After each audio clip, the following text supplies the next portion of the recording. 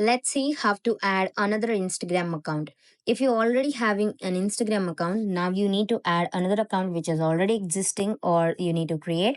All you can do is that you can go to your profile. There you can find little arrow icon. So if you tap on that, here you can add Instagram account.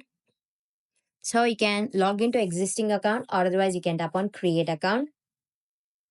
If you tap on log into existing account, that it will show you to tap on your username and password. You can tap on any of your usernames that having Instagram account and the password. And if you tap on login, that will be logged into your Instagram account. This is how you can add your new Instagram account. Or otherwise, you can go to top three lines. There you can find account center. And here you can find profiles. If you tap on profiles, there you can find add accounts. If you tap on add accounts, and it will show you the accounts that are having in your account center, then you can add them. This is how you can add another Instagram account. Thank you.